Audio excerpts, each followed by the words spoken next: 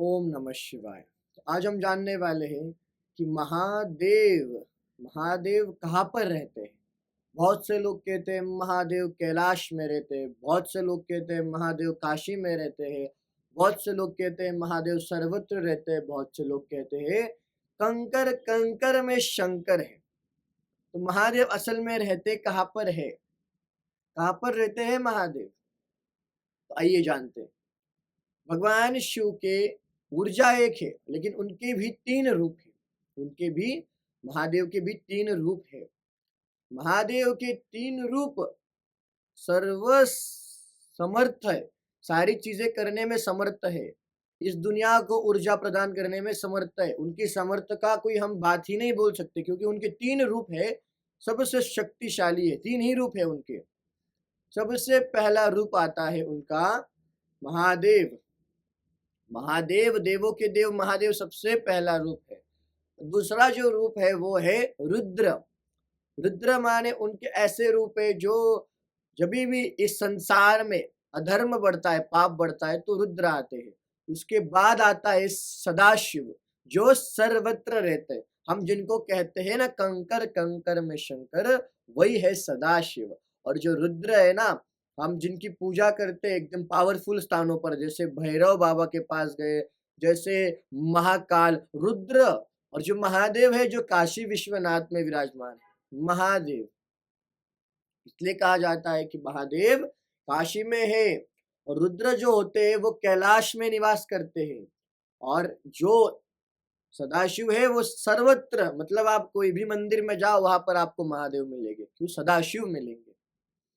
आप काशी में जाओ आपको महादेव मिलेंगे, काशी में जाओ आपको महादेव मिलेंगे। और आप कैलाश में जाओ आपको रुद्र मिलेंगे, आप कैलाश में जाओ आपको रुद्र मिलेंगे। इसलिए कहा जाता है कि महादेव के तीन रूप है, और तीनों अलग अलग स्थानों पर रहते हैं।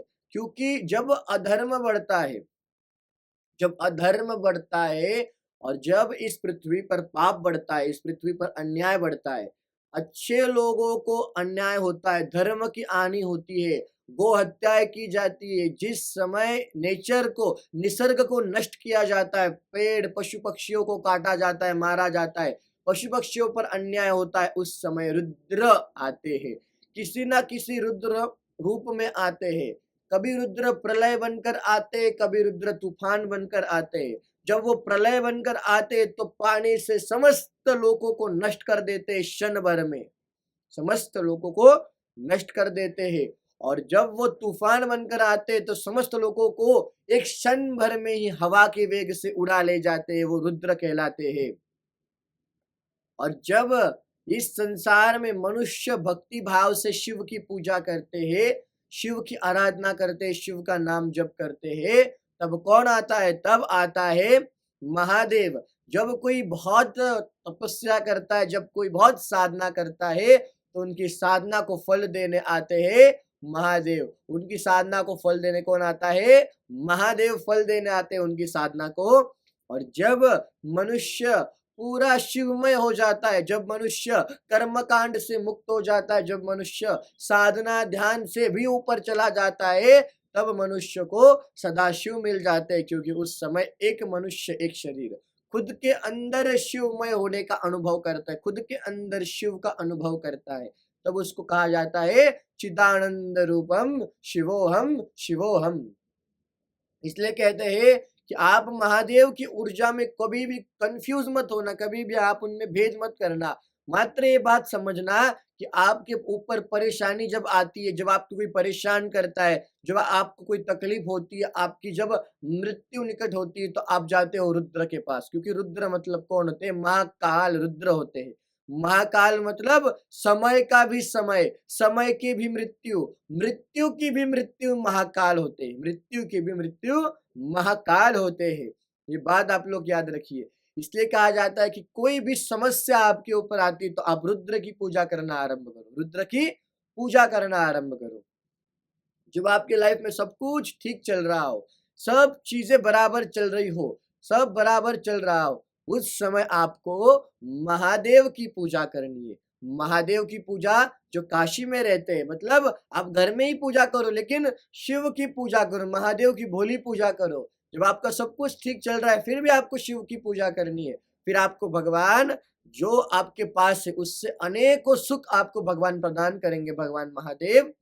और यदि आपके पास सब कुछ है, आपको सब कुछ प्राप्त है, आपके मन में कोई विचार नहीं है, तो सदाशिव आपके मन में विराजमान होंगे, सदाशिव आपके मन में विराजमान होंगे। इसलिए कहा जाता है सदाशिव सर्वत्र रहते हैं, मतलब माने कंकर कंकर शंकर वासे, माने कंकर कंकर शंकर वासे। इसलिए कहा जाता है कि जो भी मनुष्य पूजा करते हैं इन बात को ध्यान से सुनना। रुद्र, कैलाश, महादेव, काशी, सदाशिव सर्वत्र, ये तीन रूप मुख्य महादेव के, और ये तीनों से ही सबका उत्पन्न हुआ है। सदाशिव से ही महादेव आए हैं, सदाशिव से ही रुद्र आए हैं। मतलब सदाशिव ने रुद्र क्यों बनाए? सदाशिव जो थे उन्होंने रुद्र को आज्ञा दी कि रुद्र मतलब सारे संसार के पाप, असुर, दुष्टों को दंड देने वाले, समय को भी दंड देने वाले। यदि समय भी कभी गलत होता है तो रुद्र समय को भी दंड देते हैं। और जिस समय भगवान ने कहा कि जिस समय लोग मेरी आराधना करेंगे, तो भगवान ने महादेव का स्वरूप, महादेव का रूप धारण किया, जो एकदम प्रेमल, बहुत मनमोहन, कपूर जैसे उनके अंग है, कपूर जैसा शुद्र उनका अंग है, उनकी करोड़ों सूर्य समान उनकी दिव्य दृष्टि है, उनके पीछे करोड़ों सूर्य समान तेज है, उनके 5 मुख है, प्रत्येक मुख में 3-3 नेत्र है, प्रत्येक मुख में 3-3 नेत्र है। उनके वामांग भाग में पार्वती माता विराजमान है, उनके वामांग भाग में सती माता यानी पार्वती माता विराजमान है। उनके पूजा में, उनके सम्मान में गणेश, कार्तिकेय, सारे देव, इंद्र, वायु, जल, अग्नि, पृथ्वी, आकाश, सारे नंदी, भृंगी, सब उनकी पूजा में, उनके मान सम्मान में लगे हुए रहते हैं, और वो मस्त मगन होकर ध्यान में लगे रहते हैं महादेव। और सदाशिव यानी सर्वत्र वो रहते हैं।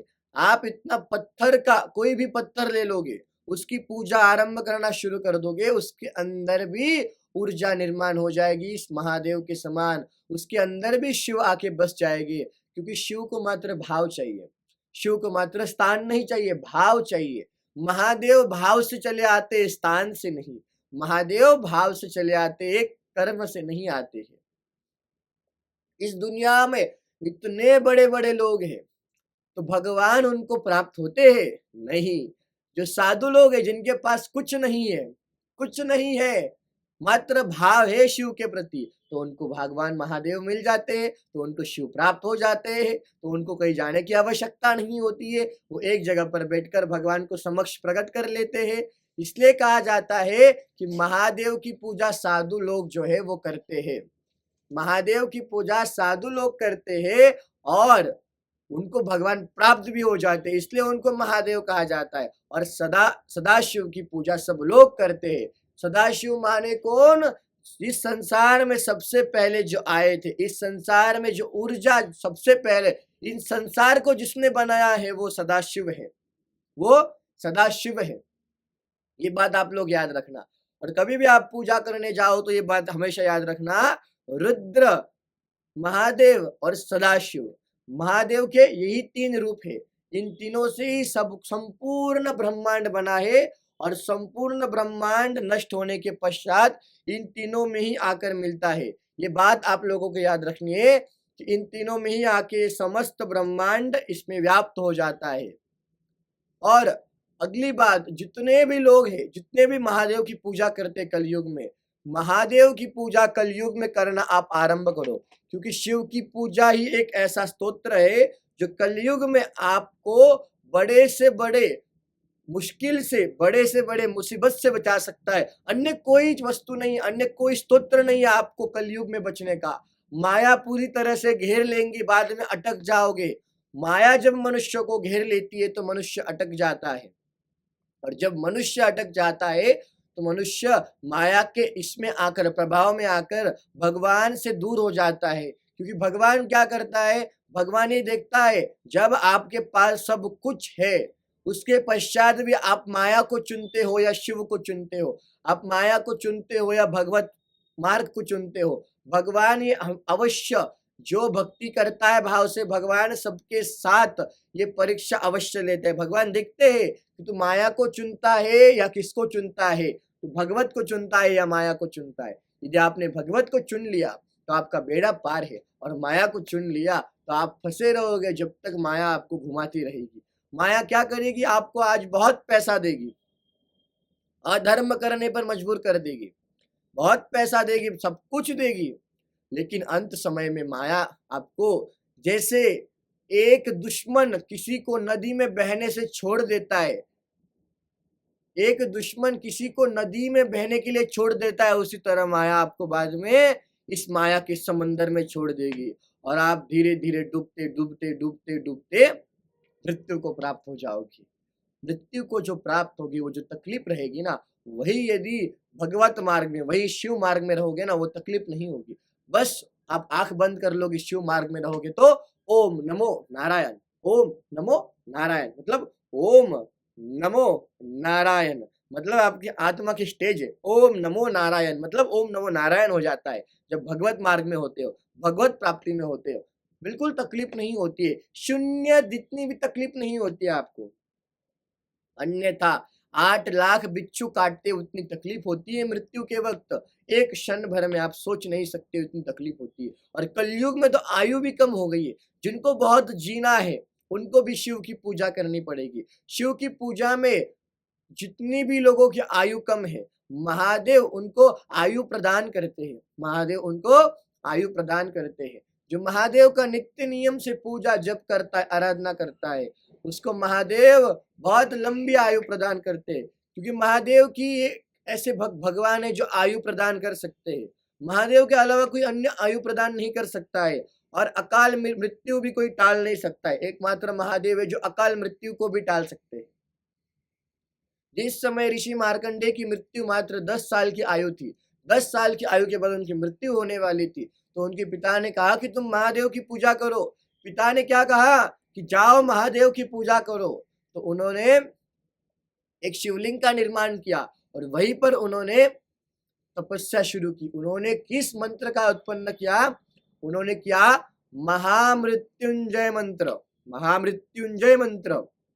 आज उनके मंत्र के कारण ही बहुत से लोग महामृत्युंजय मंत्र का जप करके अपने अकाल मृत्यु को टाल देते हैं, अपने अकाल मृत्यु को टाल देते हैं। इसलिए कहा जाता है कि आप मृत्युंजय मंत्र का जप करो। जब उन्होंने अकाल मृत्यु को टलने का मंत्र का उच्चारण किया तो उनके 10 साल पूर्ण हुए, और यमराज आकर बोले कि चलो तुम्हारा समय पूर्ण हुआ है, क्योंकि शिव भक्त थे, शिव भक्त को लेने के लिए शिव के गण ही आते हैं।